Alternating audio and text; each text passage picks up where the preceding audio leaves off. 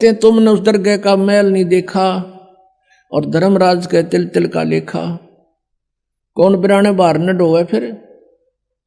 जैसे कल आपको कथा सुनाई थी, एक साधु संत बन रहा था नकली, भगत ने उसको प्रार्थना किया भक्ति कर लो हमें सेवा मिल जाएगी संत की। वो उसके चौबारे में रहने लग गया।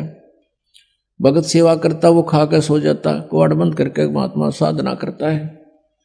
फिर वो मृत्यु के उपरांत उसके ही घर पर बैल बना और बैलगाड़ी में जोड़ कर उसके खाए हुए के पूरे कर रहा था। जब परमात्मा गरीबदास जी को उस पर दया आ गई नकली पे, तब उसको बताया भाई तूने भक्ति करी नहीं और इसका अन्न खाया, ये पूरा करना पड़ेगा तुझे।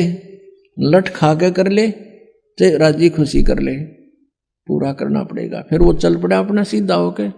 तो कहते तुमने उस दरगाह का मैल नहीं देखा, धर्मराज के तिल तिल का लेखा। तो आप किसी से दहेज लेते हो, वो आपका ऊपर भार बन गया और उसका फिर पूरा आपने देना पड़ेगा। किसी का बैल बनोगे, किसी की भैंस बनोगे, किसी का खच्चर बनोगे, वो पूरा करना पड़ेगा। फिर क्यों सिर में दर्द करे। जैसे किरका जहर का रंग होरी हो, कहो कौन तिस खावे राम रंग होरी हो। जैसे विष का कोई कण पड़ा हो किता और आपको पता है यू कण है और विष का है, हाथ भी ना लाओ, एक किसी और वस्तु से पकड़ के किरा कित फेंक काओगे। तो ऐसे जो आप ये क्रियाएं कर रहे हो, रिश्वत ले रहे हो या किसी से दहेज ले रहे हो या किसी की हेराफेरी कर रहे हो हैं या कोई ब्याज ले रहे हो, कहते हैं ये जहर खा रहे हो आप। तो गिलास के गिलास पी रहे हो और एक किरका भी जहर का खाना नहीं गवारा होगा।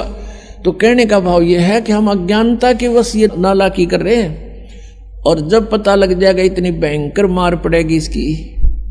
तो जैसे किरका जहर का रंग होरी हो, कहो कौन तिस खावे राम रंग होरी हो। कहते कौन खाओ फिर जहर ने, पता लग गया था।